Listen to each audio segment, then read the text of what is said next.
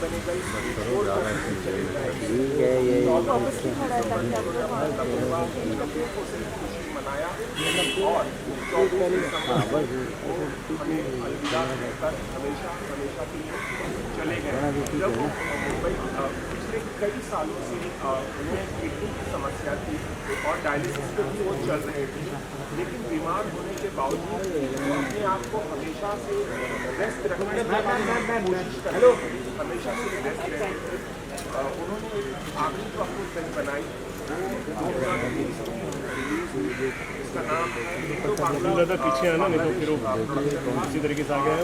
बांग्लादेश में जो संस्थापक माने जाते हैं मुजीबुर रहमान, पर उनकी बायोग्राफिकल फिल्म थी वो, ये उनकी आखिरी फिल्म थी। और ये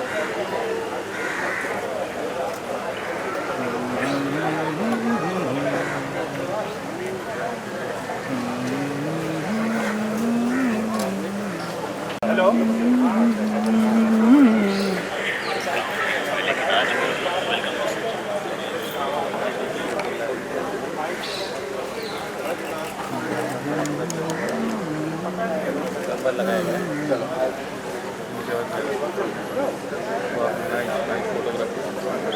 ओ या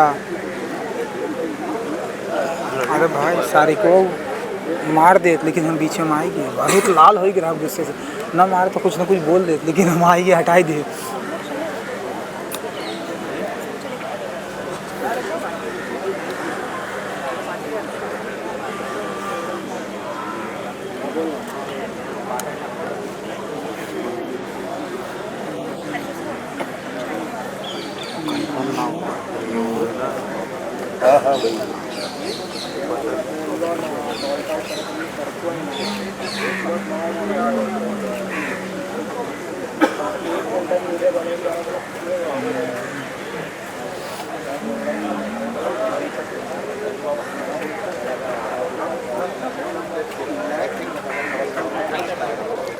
चल भाई पैकअप कर। किसका? हाँ अरे कितना थक गए रे। अरे भाई ऐसा बाहर जाओगे ना, राइट साइड में चाय की दुकान है उधर। इसके बाद अरे नहीं भाई भूख लगा है भाई। हाँ तो इधर ही जाना, खाना खिलाओ ना। सब है। खाना खिलाओ। खाना खाने का टाइम थोड़ी ना। क्या करेंगे? खाने का टाइम है, 3 बजे खाना नहीं खाएगा तो क्या खाएगा? क्या है उधर खाने में, क्या है? ये बात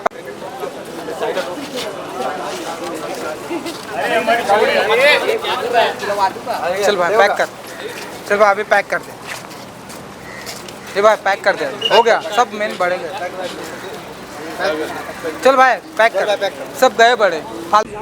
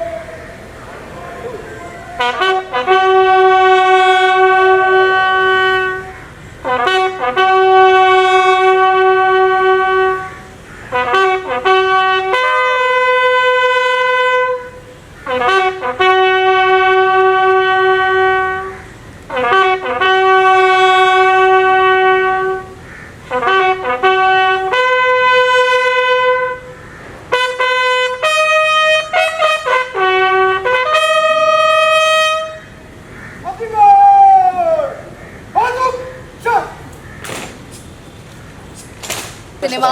What is the loss and how will the fraternity will come over this loss? See, there can only be one Shyam Benegal, right? I think youngsters should go into his archives, watch his films, find that inspiration, and maybe in his passing, he will leave us a gift for us to remind us, have a look at my films. They will learn something from that. Anything that you want to talk about? I think Ankur was for me most heartbreaking. It was something like Rishida asked him, why is the sound in your film so different? He's saying, because I'm shooting on location. He never did the dubbing, so he brought back, even technique and aesthetics and storytelling. And he told me one thing I'll never forget. As a cinema person, even if you watch a film in any language, the film is good if you don't need subtitles. That's the power of storytelling. एक हीरा चला गया, लेकिन श्याम बेनेगल साहब के लिए बिल्कुल सही. He was the father of parallel cinema in Hindi films. 1974, that makes 50 years. 50 साल पहले उन्होंने अंकुर बनाई थी और इन 50 वर्षों में उन्होंने जो हिंदी सिनेमा का जो ऑल्टरनेटिव सिनेमा था, जो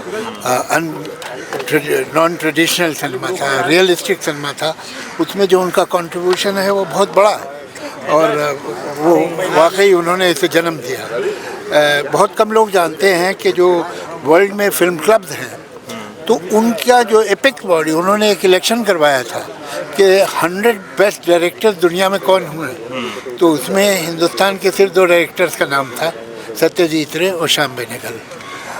मैं बड़ा खुशकिस्मत अपने को समझता हूँ.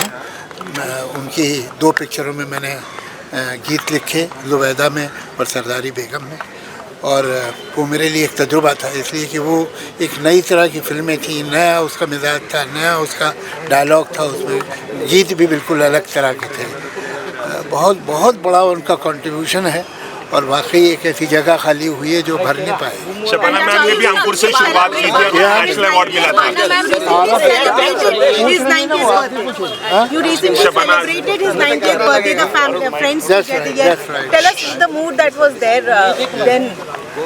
Is that a happy It's so unfortunate that that time only Shabana was there and I wasn't in Bombay, and today Shabana, who really treats him almost like a father, she is not in Bombay, and wherever she is, I spoke to her, she was crying on the phone, but that's how it is.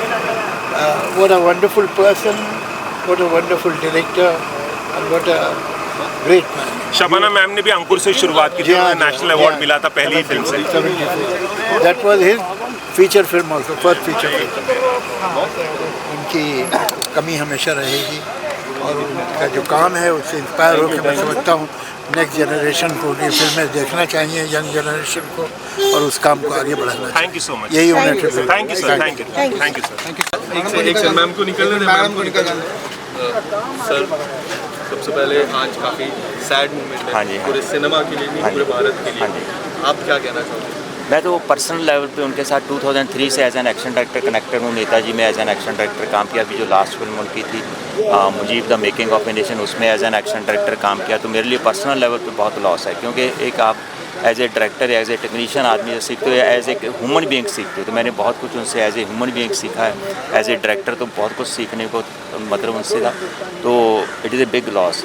और उनकी spirit जो थी ना, undying spirit, आज सबके लिए एक inspiration है कि एट द एज ऑफ 88 ही director the biggest film of his life Mujib. तो इट इज़ सबके लिए मतलब एक अंदर की सोच. और वो अभी 9 दिन पहले हमने साथ में उनका बर्थडे मनाया उनके ऑफिस में. तो उनकी वो स्पिरिट, हंस के सबसे साथ मिलना, केक खाया, सब कुछ। तो मैं उनको मजाक कर रहा था, श्याम बाबू आगे की फिल्म का एक्शन का भी डिस्कस करना है, मैं आऊँ फिर। तो मुजीब को लेके काफ़ी चर्चा थी, एक सोसाइटी में चेंज लाना चाह रहे थे जिस तरह से उन्होंने लिखी थी। बीच में मुजीब की शूटिंग भी बंद हुई थी, उनको लेके कुछ चर्चा हुई थी जन्मदिन? नहीं, उनके उसके बारे में चर्चा नहीं, क्योंकि वो तो कंप्लीट हो गई थी, हम तो आगे का सोच रहे थे। उसमें कोविड आ गया, कोविड के टाइम पे भी उन्होंने शूटिंग किया। दैट वाज ए स्पिरिट जो सभी सलूट करते हैं, कि उनको बोला भी गया कि कोविड में नहीं शूटिंग करते हैं, तो उन्होंने बोला नहीं, अगर मैं बीच में मेरे को कुछ हो गया, फिल्म बंद पड़ गई, तो कैसे कंप्लीट करेंगे। That was the spirit, that was Shyam भाई ने कहा। Thank you. कृष्णा भाई, भाई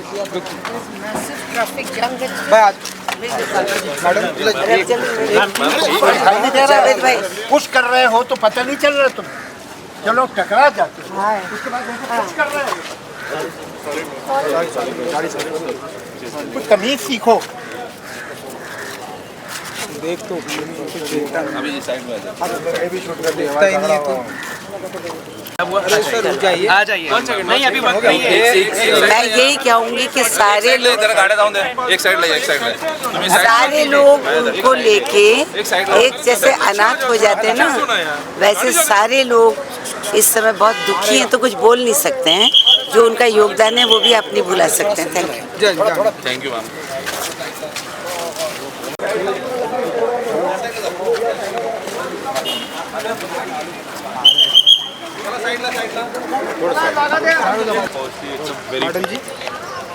कैसे हैं आप?